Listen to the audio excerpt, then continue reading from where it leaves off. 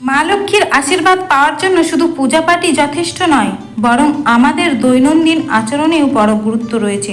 অনেক সময় অজান্তেই করা ভুল বাড়িতে দরিদ্রতাকে আমন্ত্রণ জানিয়ে দেয় এবং তারপর অনেক চেষ্টা করেও আর্থিক সমস্যা দূর করা হয় না। প্রতিটি বাড়ির সমৃদ্ধি সেই নারীর ওপর ভিত্তি করে যিনি পুরো পরিবারের যত্ন নেন এবং বাড়ির ব্যবস্থা সামলান। কিন্তু যদি মহিলারা কিছু বিশেষ অভ্যাস অনুসরণ করে তাহলে মা লক্ষ্মী অসন্তুষ্ট হন, যার ফলে বাড়িতে নেতিবাচকতা ও আর্থিক সংকটের বাড়তে থাকে। আজকের এই ভিডিওতে আমরা জানব সেই ভুলগুলো কি কি, যেগুলো থেকে বাঁচা খুবই জরুরি। যে মহিলারা সবসময় নেতিবাচক চিন্তায় ডুবে থাকেন, অন্যদের নিন্দা ও সমালোচনায় ব্যস্ত থাকেন এবং অকারণে অন্যের জীবনে হস্তক্ষেপ করেন, সেই সব বাড়িতে সুখ শান্তি কখনোই স্থায়ী হয় না।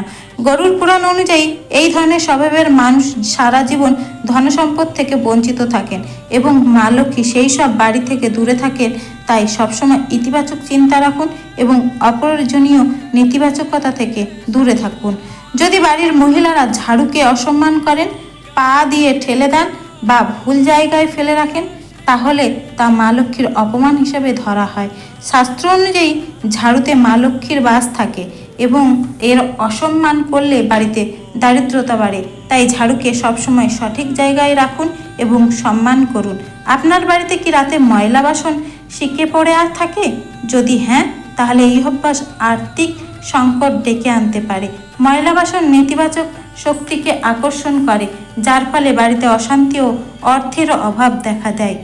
তাই সব সময় চেষ্টা করুন ঘুমানোর আগে বাসন পরিষ্কার করে ফেলতে। যদি বাড়ির মহিলারা দরজা পা দিয়ে ঠেলে খোলেন বা বন্ধ করেন, তাহলে তা মা লক্ষ্মীর অসম্মান বলে মনে করা হয়। এতে বাড়িতে আর্থিক অস্থিরতা তৈরি হয় এবং ইতিবাচক শক্তি নষ্ট হয়। তাই দরজা সবসময় হাত দিয়ে সম্মানের সাথে খোলা ও বন্ধ করা উচিত। এছাড়াও যদি কোনো মহিলা দোরগোড়ায় বসে খাবার খান, তাহলে তা খুবই অশুভ বলে মনে করা হয়। এটি বাড়ির ক্ষতির কারণ হতে পারে, তাই এই অভ্যাস এড়িয়ে চলা উচিত। সপ্তাহে অন্তত একবার নুন মিশ্রিত জল দিয়ে বাড়ি পরিষ্কার করুন, এতে মা লক্ষ্মীর কৃপা বজায় থাকে।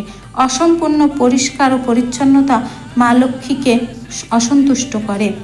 যদি বাড়ির মহিলারা সন্ধ্যা বা রাতে ঝাড়ু দেন, তাহলে তা দারিদ্রতা ডেকে আনতে পারে, কারণ এই সময়কে মা লক্ষ্মীর আগমনের সময় ধরা হয়। তাই ঝাড়ু সবসময় সকালে বা দিনের বেলায় দেওয়া উচিত। যদি মহিলারা দেরি করে ঘুম থেকে ওঠেন, তাহলে তা পরিবারের জন্য ক্ষতিকর হতে পারে। এতে অলসতা বাড়ে এবং পরিবারের সদস্যদের সাফল্যে বাধা সৃষ্টি হয়। মা লক্ষ্মী সেই বাড়িতে থাকেন না যেখানে শৃঙ্খলা, পরিষ্কার পরিচ্ছন্নতা নেই। সকালে উঠে আঙিনা পরিষ্কার করা এবং গঙ্গাজল ছিটানো খুবই শুভ মনে করা হয়। এতে বাড়িতে পবিত্রতা আসে এবং দেবী লক্ষ্মীর কৃপা বজায় থাকে। মহিলারা একসাথে অনেক ভূমিকা পালন করে। মা, বোন, স্ত্রী, বন্ধু। তাদের সৌন্দর্যের একটি গুরুত্বপূর্ণ অংশ হলো তাদের চুল। সামুদ্রিক স্বাস্থ্য অনুযায়ী চুলের ধরন নারীর ভাগ্য ও স্বভাবের সাথে যুক্ত।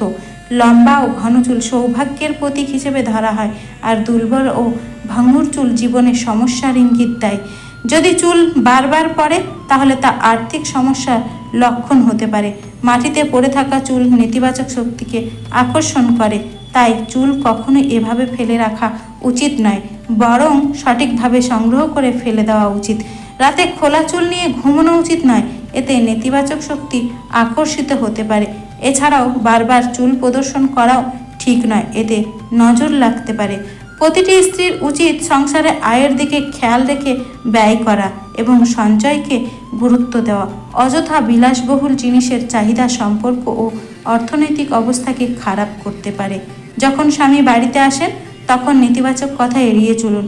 বারবার অভিযোগ করলে সম্পর্কে দূরত্ব বাড়ে। যে বাড়িতে স্বামী স্ত্রীর মধ্যে ঝগড়া লেগেই থাকে, সেখানে দারিদ্রতা বাসা বাঁধে। তাই সবসময় শান্ত, সন্তুষ্ট ও ইতিবাচক থাকুন, যাতে পরিবারে সুখ শান্তি বজায় থাকে এবং দেবী লক্ষ্মীর আশীর্বাদ সবসময় থাকে।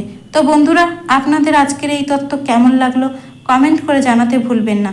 ভিডিওটি ভালো লাগলে লাইক, শেয়ার, সাবস্ক্রাইব করুন। সর্বোপরি শেষে বলি, সুস্থ থাকবেন, ভালো থাকবেন। রাধে রাধে।